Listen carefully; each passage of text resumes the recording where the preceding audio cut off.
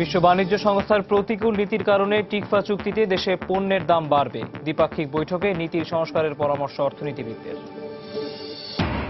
দাম কমলেও আগের বাড়তি দামি পেঁয়াজ রপ্তানি করছে ভারত। নতুন করে এলসি খোলা বন্ধ করে দিয়েছে হিলি স্থলবন্দরের ব্যাংকগুলো। এবং বিদেশি বিনিয়োগ বাড়াতে 14টি অর্থনৈতিক জোন স্থাপন করবে উত্তর কোরিয়া। পিছিয়ে পড়া অর্থনীতি গতিশীল হওয়ার আশা সংশ্লিষ্টদের।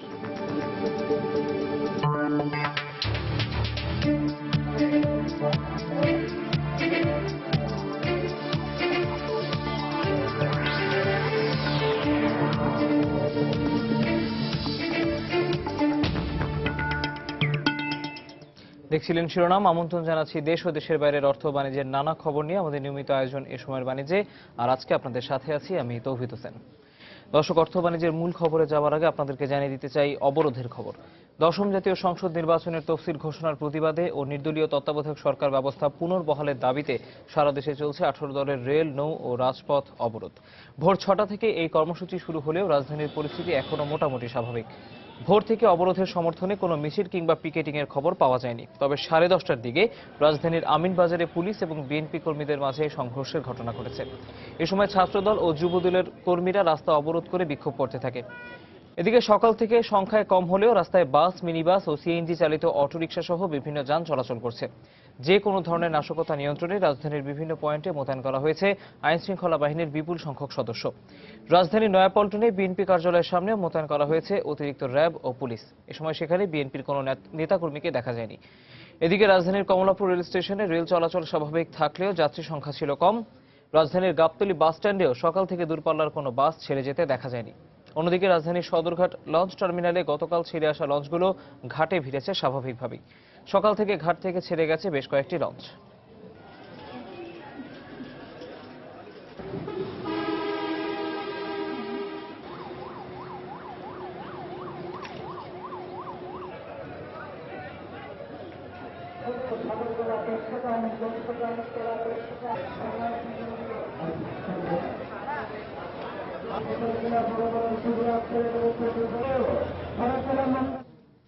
পাবনার ঈশ্বরদী রেল স্টেশনে একটি লোকাল ট্রেনের 3টি বগি আগুনে পুড়িয়ে দিয়েছে দুর্বৃত্তরা। তবে এতে কোনো হতাহতের খবর পাওয়া যায়নি। ঈশ্বরদী রেলওয়ে পুলিশের ওসি এনামুল হক জানিয়েছেন, সোমবার গভীর রাতে ঈশ্বরদী রেল স্টেশনে দাঁড়িয়ে থাকা অবস্থায় জয়দেবপুরগামী সিরাজগঞ্জ এক্সপ্রেস ট্রেনটির 3টি বগিতে অগ্নিসংযোগ করে দুর্বৃত্তরা। এতে ট্রেনের 3টি বগি সম্পূর্ণ পুড়ে যায়। পরে স্থানীয় ফায়ার সার্ভিস ও রেলের নিরাপত্তা কর্মীরা এসে ট্রেনের আগুন নিয়ন্ত্রণে আনে।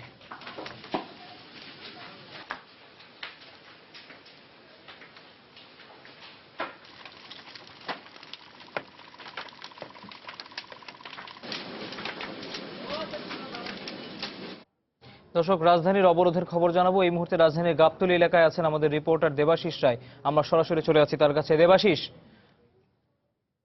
গাবতলী এলাকার অবরোধের কি পরিস্থিতি দেখছেন আপনি? দেবাশিস, আমরা যেমনটি জেনেছিলাম যে কিছুক্ষণ আগে আমিনবাজারেও কিন্তু সংঘর্ষের ঘটনা ঘটেছিল। আপনি তার কাছাকাছি আছেন, বিএনপি কর্মী এবং পুলিশের ভিতরে এখন সংঘর্ষের কি অবস্থা? প্রথম দিন চলছে। এই মুহূর্তে আমরা আছি রাজধানীর মীর আমিনবাজার এলাকায় এবং এই আমিনবাজার এলাকায় কিছুক্ষণ আগে, এখন থেকে ঠিক 15-20 মিনিট আগে এখানকার যুবদল এবং ছাত্রদল কর্মীরা একটি মিছিল বের করে। সেই মিছিল থেকে তারা কয়েকটি ককটেলের বিস্ফোরণ ঘটায় এবং এখানে ব্যাপক পরিমাণে পুলিশ এবং বিজিবি সাথে সাথে এবং দেখা যাচ্ছে যে প্রচুর পরিমাণ র্যাবের সদস্যরাও এখানে উপস্থিত রয়েছেন। প্রচুর পরিমাণে পুলিশ এখানে রয়েছে এবং পুলিশ তাদেরকে ছত্রভঙ্গ করে দেওয়ার জন্য জলকামান একবার ব্যবহার করেছে, পাশাপাশি তারা ফাঁকা গুলিও ছুড়েছে। গুলি ছুড়ে তাদেরকে ছত্রভঙ্গ করে দেয় এবং এখন মোটামুটি এলাকার অবস্থা একেবারে থমথমে অবস্থা বিরাজ করছে। এখানে র্যাব, পুলিশ এবং বিজিবির একটা যৌথ অভিযান এখানে চলছে। যৌথতার সাথে তারা তাদের কাজগুলো করে যাচ্ছে আইন শৃঙ্খলা বাহিনী। এবং এই আইন শৃঙ্খলা বাহিনীর এত কঠোর এক ধরনের নিরাপত্তার ভিতরেও, কঠোর এক ধরনের সতর্কতার ভিতরেও কিন্তু এখানে দুটো ককটেল বিস্ফোরণ ঘটিয়েছে হরতাল সমর্থকরা। তো পাশাপাশি এখানকার অন্যান্য যে যানবাহন চলাচল সেটা একেবারেই বন্ধ রয়েছে এবং আমিনবাজারের সঙ্গে ঢাকার যে সংযোগ সড়ক, সেই সংযোগ সড়কগুলো কিন্তু পুরোপুরি একেবারেই বন্ধ আছে এবং মহাসড়কের উপরে প্রচুর পরিমাণ হরতাল সমর্থক এবং নেতাকর্মীরা এখানে অবস্থান নিয়েছেন, যার কারণে কোনো ধরনের কোনো গাড়ি, কোনো ধরনের কোনো যানবাহন এই রাস্তা দিয়ে চলাচল এখন পর্যন্ত করছে না। এবং প্রায় পাশের প্রত্যেকটি বাড়ি এবং প্রত্যেকটি দোকান এখানে তল্লাশি করা হচ্ছে এবং দোকান তল্লাশি করে তাদের দোকান তল্লাশি করে সেই দোকানগুলো থেকে আসলে তাদেরকে সন্দেহভাজনদেরকে খুঁজে বের করার চেষ্টা করছে পুলিশ। এবং পাশাপাশি এখানে আবারও দেখা যাচ্ছে একটি সংঘর্ষের আশঙ্কা পাওয়া যাচ্ছে এবং সমর্থকরা একটি মিছিল নিয়ে এদিকে আসছে। তো এই ছিল আমিনবাজার এলাকার সর্বশেষ খবর। দেবাশিস, আপনাকে ধন্যবাদ। দর্শক, রাজধানীর আমিনবাজার এলাকায় অবরোধকারীদের সাথে পুলিশের একটি সংঘর্ষের ঘটনা ঘটেছে এবং সেখানে ককটেলেরও বিস্ফোরণ ঘটেছে এবং সেই খবরে জানাচ্ছিলেন আমাদের সহকর্মী দেবাশিস। আমরা চলে যাচ্ছি পরের খবরে। এই মুহূর্তে ময়মনসিংহে আছেন আমাদের রিপোর্টার হারুনুর রশিদ। ময়মনসিংহ এলাকার অবরোধের পরিস্থিতি জানতে আমরা চলে যাচ্ছি তার কাছে। হারুন, ময়মনসিংহের অবরোধের কেমন পরিস্থিতি? ধন্যবাদ তৌহিদ। ময়মনসিংহে 18 দলের ডাকা অবরোধের প্রথম দিনেই ভোর থেকে একটি ট্রেন দুর্ঘটনার কারণে ময়মনসিংহ নেত্রকোনা রুটে ট্রেন চলাচল বন্ধ রয়েছে। আজকে ভোর 4:45টার দিকে গৌরীপুর উপজেলার ময়লাকান্দা নামক এলাকায় ঢাকা থেকে ছেড়ে আসা হাওড় এক্সপ্রেস ট্রেনটি, যেটি মোহনগঞ্জ যাওয়ার কথা ছিল, সেই ট্রেনটি গৌরীপুর রেল স্টেশন থেকে ছেড়ে গৌরীপুরের ময়লাকান্দা এলাকায় গেলে সেখানে দুর্ঘটনার কবলে পড়ে। আমরা যতদূর জানতে পেরেছি যে সেখানে রেল লাইনের ফিস প্লেট খুলে ফেলার কারণে ট্রেনের 5টি বগি লাইনচ্যুত হয় এবং ইঞ্জিন লাইনচ্যুত হয়। আমরা ঘটনাস্থলে গিয়েছি এবং সেখানে দেখেছি যে এখানে ট্রেনের 5টি বগির 3টি বগি একেবারে রাস্তার পাশে খাদে পড়ে গেছে। আমরা ক্ষেতের মধ্যে দেখতে পেয়েছি সেই 3টি বগি এবং ইঞ্জিন লাইনচ্যুত হয়েছে এবং এছাড়াও আরো 2টি বগি লাইনচ্যুত হয়েছে। তো এখানে আমরা রেলওয়ের লোকজনের সাথে কথা বলে এবং স্থানীয়দের সাথে কথা বলে জানতে পেরেছি যে এই দুর্ঘটনার কারণে কমপক্ষে 30 জন যাত্রী আহত হয়েছেন এবং তাদেরকে বিভিন্ন হাসপাতালে ভর্তি করা হয়েছে। আমি কথা বলেছি ট্রেনের চালক মোহাম্মদ আফাজউদ্দিনের সাথে। তিনি জানিয়েছেন যে গৌরীপুর রেল স্টেশন থেকে শ্যামগঞ্জের উদ্দেশ্যে যাত্রা করার সময় দুর্ঘটনা কবলিত হওয়ার আগে ট্রেনের গতি ছিল ঘন্টায় 15 কিলোমিটার এবং কুয়াশার কারণে তিনি তেমন কিছু দেখতে পাচ্ছিলেন না। এই ময়লাকান্দা নামক স্থানে আসতে এক প্রচন্ড ঝাঁকুনি দিয়ে একটা বিকট শব্দে ট্রেনের বগিগুলো লাইনচ্যুত হয়ে যায় এবং তিনি জানিয়েছেন যে প্রাণপণ চেষ্টা করে ইঞ্জিনটি তিনি রক্ষা করতে পেরেছেন, সেটি রাস্তার পাশে পড়ে যায়নি। এছাড়া আমি স্টুয়ার্ডের সাথে কথা বলেছি। তিনি ট্রেনের স্টুয়ার্ড নূরে আলম আমাকে জানিয়েছেন যে তিনি দেখেছেন যে ট্রেন থেকে বের হয়ে দেখেছেন যে একে অন্যকে ধরাধরি করে কমপক্ষে প্রায় 25-30 জন লোককে ধরাধরি করে নিয়ে যেতে দেখেছেন যারা আহত হয়েছেন। আমি কথা বলেছি ময়মনসিংহ অঞ্চলের রেলওয়ের সহকারী নির্বাহী প্রকৌশলী জনাব হামিদুর রহমানের সাথে। তিনি আমাকে জানিয়েছেন যে ঘটনার খবর পেয়ে উদ্ধারকারী ট্রেন ময়মনসিংহ লোকোশেড থেকে ঘটনাস্থলে গিয়েছে এবং সেখানে গিয়ে উদ্ধার তৎপরতা শুরু করেছে। তারা প্রাথমিকভাবে ধারণা করেছেন যে অন্তত 24 ঘন্টা সময় লাগতে পারে এই ট্রেনটি উদ্ধার করে রেল লাইন সচল করতে। আমি কথা বলেছি ঘটনাস্থলে পরিদর্শনে আসা ময়মনসিংহের অতিরিক্ত পুলিশ সুপার সৈয়দ হারুনুর রশিদের সাথে। তিনি আমাকে জানিয়েছেন যে এটি সুনির্দিষ্টভাবে নিশ্চিতভাবে একটি নাশকতা। রেল লাইনের ফিস প্লেট এবং ক্লিপগুলো খুলে ফেলার কারণেই এই দুর্ঘটনাটি ঘটেছে। তারা নাশকতায় জড়িতদের শনাক্ত করে গ্রেপ্তারের চেষ্টা করছেন। তো এই ছিল আমার কাছে এই দুর্ঘটনার সর্বশেষ অবস্থা। তৌহিদ। হারুন, আপনাকে ধন্যবাদ। দর্শক, ময়মনসিংহের অবরোধ পরিস্থিতি জানাচ্ছিলেন আমাদের রিপোর্টার হারুনুর রশিদ। এদিকে ভোরের দিকে ছাত্র শিবিরের নেতাকর্মীরা ঢাকা রাজশাহী মহাসড়কে অগ্নিসংযোগ করে বিক্ষোভ করে। এছাড়া নগরীর সোনাদিঘি এলাকায় পুলিশের সাথে বিএনপি কর্মীদের সংঘর্ষ হয়েছে। দর্শক, এই মুহূর্তে রাজশাহীর সাগরপাড়া এলাকায় আছেন আমাদের রিপোর্টার সাইফুর রহমান রকি। আমরা সরাসরি চলে আছি তার কাছে। রকি, এই মুহূর্তে রাজশাহীর অবরোধ কেমন দেখছেন? বিএনপি নেতৃত্বাধীন 18 দলীয় জোটের ডাকা টানা 48 ঘন্টার যে অবরোধ কর্মসূচি, সেটি রাজশাহীতেও পালিত হচ্ছে।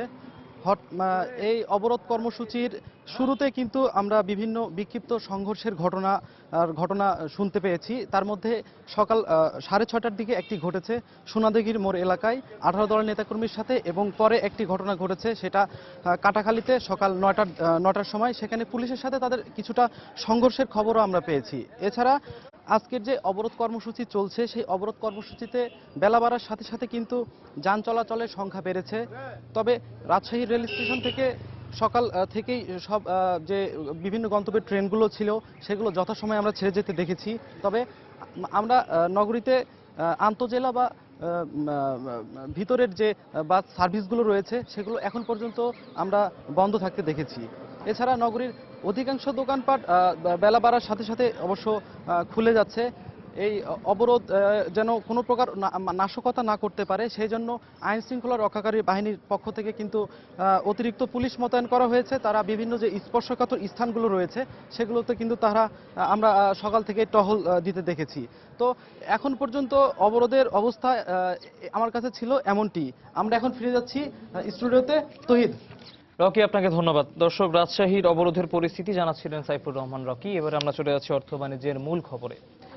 মেধাস্বত্ব সংরক্ষণ নিয়ে বিশ্ব বাণিজ্য সংস্থার পরস্পর বিরোধী দুটি নীতির মধ্যে টিকফা চুক্তিতে বাংলাদেশের জন্য প্রতিকূল নীতিটি গ্রহণ করা হয়েছে। এই নীতির কারণে দেশে ঔষধ ও সফটওয়্যারের দাম বেড়ে যাবে। সেই কারণে এটিকে বাংলাদেশের জন্য বিপজ্জনক বলে মনে করছেন অর্থনীতিবিদরা। তাদের পরামর্শ, টিকফা কার্যকর হওয়ার পর দুদেশের প্রথম বৈঠকেই ধারাটির সংস্কার করা প্রয়োজন। আরিফুর রহমানের রিপোর্ট। দেশে তৈরি হওয়া প্রায় সব ধরনের ওষুধের প্রস্তুত প্রণালীর মালিকানা বা পেটেন্ট অন্য দেশের প্রতিষ্ঠানগুলোর।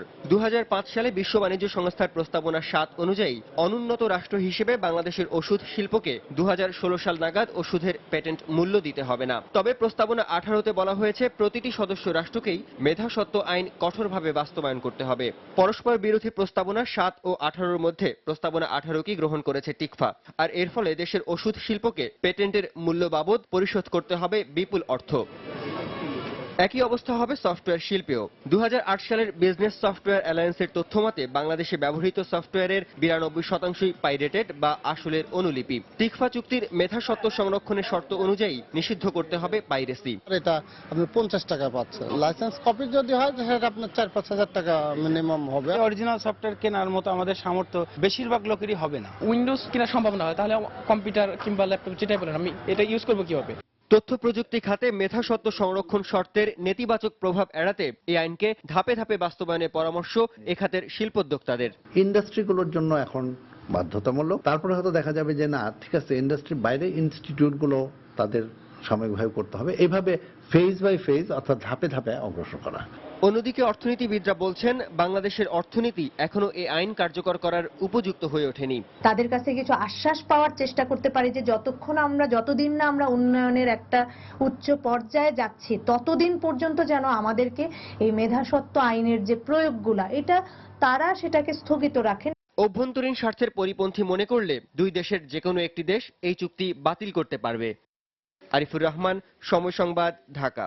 দর্শক, এই মুহূর্তে জানিয়ে দেব ঢাকার শেয়ার বাজারে লেনদেন পরিস্থিতি। আমরা চলে যাচ্ছি ডিএসসি ওয়েবসাইটে এবং আপনাদেরকে একটি জিনিস জানিয়ে রাখি যে আজকে সকাল থেকেই কিন্তু ঢাকা স্টক এক্সচেঞ্জে সূচকের পতন এবং উত্থানের ভিতর দিয়ে আমরা দেখতে পাচ্ছি লেনদেন চলছে। এই মুহূর্তে আমার সামনে সূচকের অবস্থা কিন্তু নিম্নমুখী এবং আমি দেখতে পাচ্ছি 7 পয়েন্ট বেড়ে ডিএসসি 30 ইন্ডেক্স দাঁড়িয়েছে 1587 এবং 11 পয়েন্ট কমে ডিএসসি এক্স ইন্ডেক্স দাঁড়িয়েছে 4343। ঠিক কিছুক্ষণ আগেই কিন্তু আমরা দেখেছি যে বাজারে কিছুটা পজিটিভ ট্রেন্ড ছিল, কিন্তু আমরা দেখতে পাচ্ছি এখন সেটি নিয়ে আবার দিনের শুরুতে কিন্তু আমরা দেখেছি যে বাজারে সূচকের একটি নিম্নমুখী প্রবণতা লেনদেন শুরুর পর থেকেই ছিল এবং আপনারা গ্রাফটি দেখলে এটি আরো স্পষ্ট বুঝে যাবেন যে বাজার সকাল থেকেই কিন্তু একটি নিম্নমুখী প্রবণতার ভেতর দিয়ে শুরু হয়েছিল, পরে সেটি বাজারটি আরেকটু ঘুরে দাঁড়ানোর চেষ্টা করলো। এখন কিন্তু বাজারে আবার পতন দেখা যাচ্ছে। দর্শক, আমরা আপনাদেরকে জানিয়ে দিতে চাই যে এই মুহূর্তে 131,55,00,000 টাকা শেয়ারে লেনদেন হয়েছে। আমরা দেখতে পাচ্ছি 70টি প্রতিষ্ঠানের শেয়ারের দাম বেড়েছে, কমেছে 116টির এবং অপরিবর্তিত আছে 48টি প্রতিষ্ঠানের শেয়ারের দাম। আমরা গতদিনের পরিস্থিতি আপনাদেরকে একটু জানিয়ে দিতে চাই। গতদিন কিন্তু আমরা দেখেছি যে সূচকের ঊর্ধ্বমুখী প্রবণতার ভিতর দিয়ে লেনদেন শেষ হয়েছিল এবং গতদিন 30 পয়েন্ট বেড়ে ডিএসসি এক্স ইন্ডেক্স দাঁড়িয়েছিল 4354-তে এবং 3 পয়েন্ট বেড়ে ডিএসসি 30 ইন্ডেক্স দাঁড়িয়েছিল 1535-এ, কিন্তু বাজার আজকে আবার নিম্নমুখী প্রবণতা দেখাচ্ছে।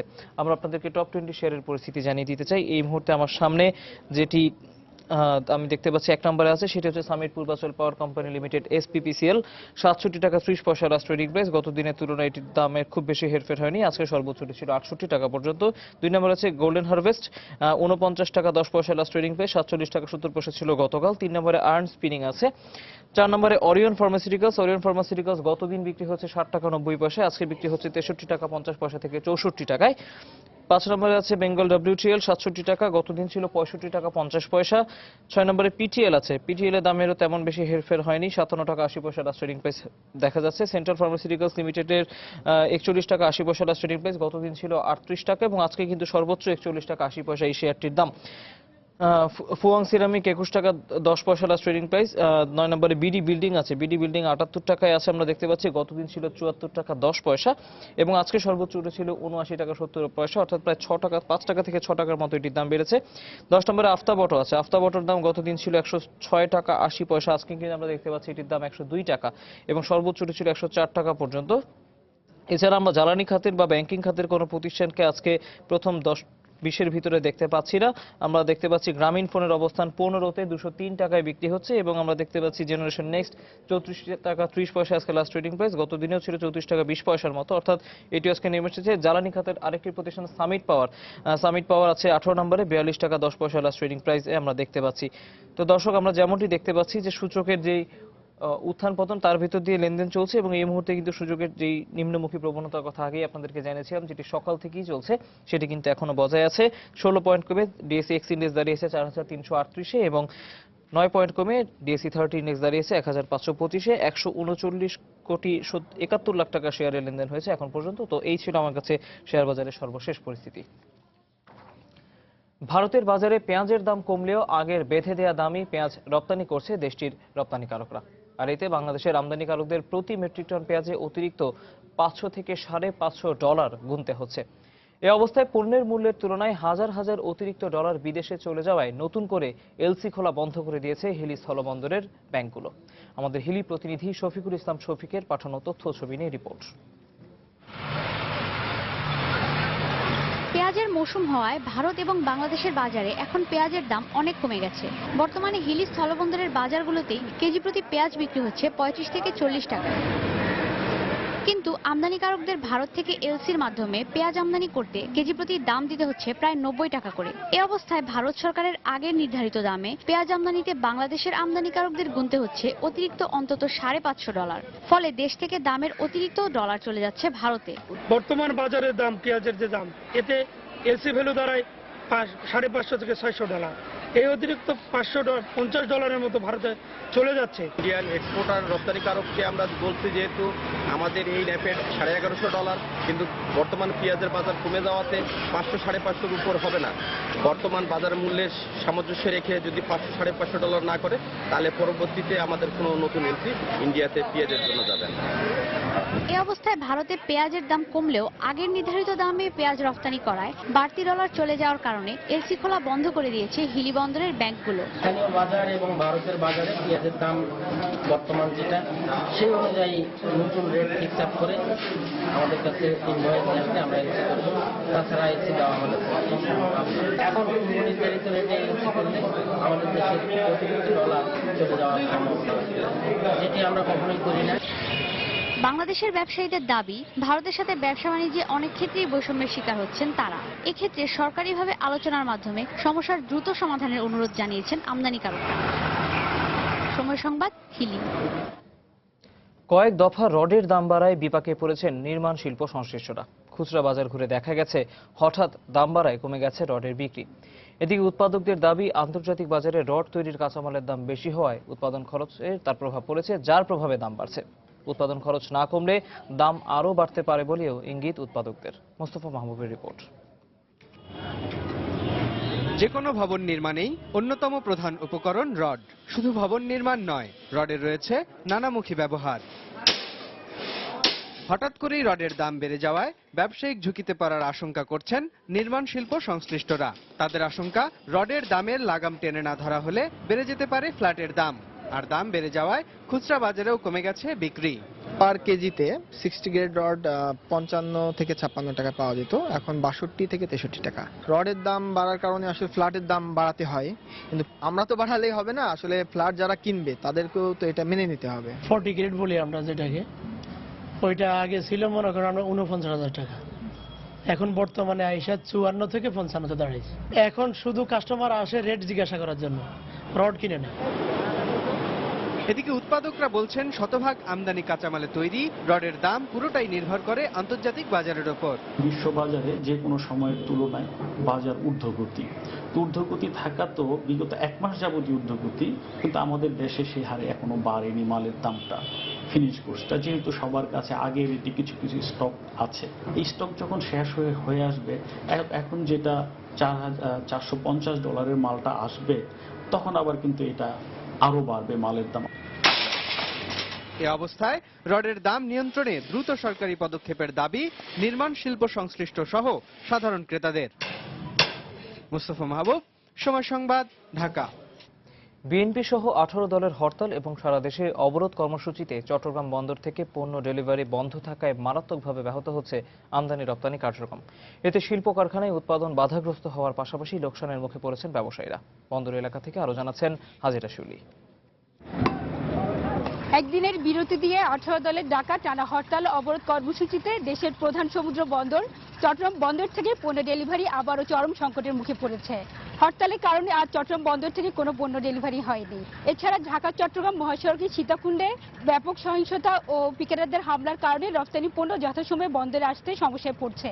এতে যথাসময়ে রপ্তানি পণ্য শিপমেন্ট নিয়ে চরম অনিশ্চয়তা তৈরি হয়েছে। একই সাথে আমদানি পণ্য ডেলিভারি নিতে না পারায় পণ্য সরবরাহ ব্যবস্থাও অনেকটা বিপর্যয়ের মুখে। তবে হরতালের কারণে বন্দরের অভ্যন্তরীণ কার্যক্রমে তেমন কোনো প্রভাব পড়ছে না। বন্দরের প্রধান জেটি ও বহির্নোঙরে অবস্থানরত জাহাজ থেকে পণ্য খালাস চলছে স্বাভাবিকভাবে। আজ চট্টগ্রাম বন্দর ও বন্দরের বহির্নোঙরে দেশি বিদেশি 25টি জাহাজ অবস্থান করছে। এর মধ্যে কন্টেইনার জাহাজ 8টি, কার্গো ভেসেল 2টি, সিমেন্ট লিঙ্কারবাহী 9টি এবং ওয়েল ট্যাঙ্কার রয়েছে 3টি। 32,000 টিউএস কন্টেইনার ধারণ ক্ষমতার চট্টগ্রাম বন্দরে বর্তমানে কন্টেইনার রয়েছে 22,266 টিউএস। গত 24 ঘন্টায় ডেলিভারি হয়েছে 1,661 টিউএস। আজ 3টি জাহাজ বন্দরে প্রবেশ এবং 6টি জাহাজ বন্দর ছেড়ে যাওয়ার কথা রয়েছে। বন্দর এলাকা থেকে হাজিরা শিউলি, সময় সংবাদ, চট্টগ্রাম। প্রতি বছর সর্বোচ্চ রেমিটেন্স প্রদানকারীদের মধ্য থেকে প্রথম 10 জনকে পুরস্কৃত করার ঘোষণা দিয়েছে বাংলাদেশ ব্যাংক। প্রবাসী বাংলাদেশিদের আর্থিক সেবার আওতায় আনার উদ্দেশ্যে বাংলাদেশ ব্যাংকের এনআরবি ওয়েবসাইটের উদ্বোধন অনুষ্ঠানে এই ঘোষণা দেন কেন্দ্রীয় ব্যাংকের গভর্নর ডক্টর আতিউর রহমান। দেশের অর্থনৈতিক কর্মকাণ্ডে প্রবাসীদের সম্পৃক্ত করার উপরও এ সময় জোর দেন তিনি। প্রবাসীরা বাংলাদেশে এখন বিনিয়োগে অনেক বেশি আগ্রহী বলে জানান গভর্নর। এ সময় তিনি নতুন এই ওয়েবসাইট তৈরির বিভিন্ন উদ্দেশ্য তুলে ধরেন। এই তথ্য ভান্ডারের মাধ্যমে বাংলাদেশে বিভিন্ন ধরনের বিনিয়োগ সম্পর্কিত তথ্য প্রদান, আর্থিক সেবা পেতে অসুবিধার ক্ষেত্রে অভিযোগের মাধ্যমে সমস্যা দূর করা, তথ্য ভান্ডারের মাধ্যমে বিদেশে বসবাসের ক্ষেত্রে অন্য বাংলাদেশিদের সাথে সহজে যোগাযোগ করিয়ে দেওয়া, বাংলাদেশে এবং বিদেশে ব্যাংকিং সেবা গ্রহণ প্রক্রিয়া অবহিত করা, অর্থনৈতিক খাতের গুরুত্বপূর্ণ পরিবর্তন এবং সরকারি বিভিন্ন উন্নয়নমূলক কর্মকাণ্ড অনিবাসীদের নিকট তুলে ধরা। এবারে জানাবো দেশের বাইরের অর্থ বাণিজ্যের কিছু খবর। বিদেশি বিনিয়োগ বাড়াতে প্রতিটি প্রদেশে একটি করে অর্থনৈতিক অঞ্চল স্থাপন করতে যাচ্ছে উত্তর কোরিয়া। এসব অঞ্চলে বিনিয়োগ করা বিদেশিরা অগ্রাধিকার ভিত্তিতে বিভিন্ন সুবিধা পাবেন। দেশটির পিছিয়ে পড়া অর্থনীতিকে গতিশীল করতে এমন সিদ্ধান্ত নিয়েছে নীতি নির্ধারকরা। সেই 90 দশক থেকেই কঠিন অর্থনৈতিক সংকটে রয়েছে উত্তর কোরিয়া, যার পেছনে অতিরিক্ত সামরিক ব্যয় এবং অব্যবস্থাপনাকেই দায়ী করে আসা হচ্ছে। একসময় প্রতিবেশী দক্ষিণ কোরিয়ার সাথে সুসম্পর্ক থাকলেও 2010-এর পর একমাত্র কায়সং শিল্প এলাকা ছাড়া অন্য সব ক্ষেত্রে দ্বিপাক্ষিক বাণিজ্যিক সম্পর্ক ক্ষুণ্ণ হয়। শিল্প ও সেবা নির্ভর অর্থনীতি হলেও প্রত্যাশা অনুযায়ী উন্নয়ন না হয় এবার তাই বিদেশি বিনিয়োগ বাড়াতে 14টি অর্থনৈতিক জোন গড়ে তোলার পরিকল্পনা করেছে পিয়ংইয়ং। আসলে গেল মার্চে কোরিয়ার ওয়ার্কার্স পার্টির সম্মেলনে আমাদের সম্মানিত মার্শাল অর্থনৈতিক অঞ্চল স্থাপনের নির্দেশ দেন। সে অনুযায়ী প্রতিটি প্রদেশেই আমরা একটি করে অর্থনৈতিক অঞ্চল গড়ে তোলার সিদ্ধান্ত নিয়েছি। চীন ও দক্ষিণ কোরিয়ায় বিভিন্ন ধাতু, টেক্সটাইল এবং কৃষি পণ্য রপ্তানি করে বছরে $400 কোটি বেশি আয় করে উত্তর কোরিয়া। তবে বিভিন্ন প্রয়োজনীয় পণ্য আমদানি করে এর প্রায় অর্ধেকটাই খরচ করে ফেলে দেশটি। তাই স্থায়ী উন্নয়ন এবং রাজধানীর বাইরের শহরগুলোতে উৎপাদন খাত শক্তিশালী করতেই বিভিন্ন ক্যাটাগরিতে ভাগ করে স্থাপন করা হবে এক একটি ইকোনমিক জোন। আসলে অভ্যন্তরীণ অর্থনীতি এবং শিল্প উৎপাদন বাড়ানোই ইকোনমিক জোন স্থাপনের মূল উদ্দেশ্য। সফল হলে আমরা কৃষির জন্য আলাদা অঞ্চল গড়ে তুলব। আর সবগুলো প্রদেশেই যদি এমন অঞ্চল গড়ে তোলা যায় তাহলে স্থানীয় লোকজনের জীবনমান বাড়বে। কূটনৈতিক সম্পর্কের অভাবে এশিয়ার অন্যান্য দেশের সাথেও খুব একটা বাণিজ্যিক সম্পর্ক নেই উত্তর কোরিয়ার। তবে এবারের পদক্ষেপে এই সমস্যার অনেকটাই সমাধান হবে বলে মনে করছেন বিশেষজ্ঞরা। নাজিয়া শাকুর, সময় সংবাদ। ইরানের ওপর আন্তর্জাতিক নিষেধাজ্ঞা শিথিলের পরপরই বিশ্ববাজারে কমতে শুরু করেছে জ্বালানি তেলের দাম। প্রায় 2.5% কমে প্রতি ব্যারেল তেল বিক্রি হচ্ছে $93.64 দরে। যদিও চুক্তি অনুযায়ী আগামী 6 মাস ইরান তেল বিক্রি বাড়াতে পারবে না, তবুও এই খবরে স্বস্তি ফিরে এসেছে মধ্যপ্রাচ্যের তেল উৎপাদকদের মাঝে।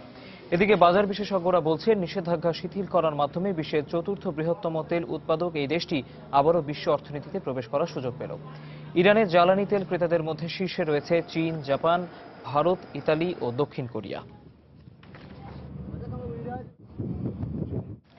সার্বিয়ার সাচকাসে ট্রান্স ইউরোপিয়ান গ্যাস পাইপলাইনের নির্মাণ কাজের উদ্বোধন হয়েছে। $270 কোটি ব্যয়ে নির্মিত এই পাইপলাইনের সাহায্যে রাশিয়ার গ্যাস ক্ষেত্র থেকে প্রাকৃতিক গ্যাস ইউক্রেন হয়ে ইউরোপে রপ্তানি হবে। এই পাইপলাইন নির্মাণ করবে রাশিয়ার সরকার নিয়ন্ত্রিত জ্বালানি প্রতিষ্ঠান গ্যাসপ্রম।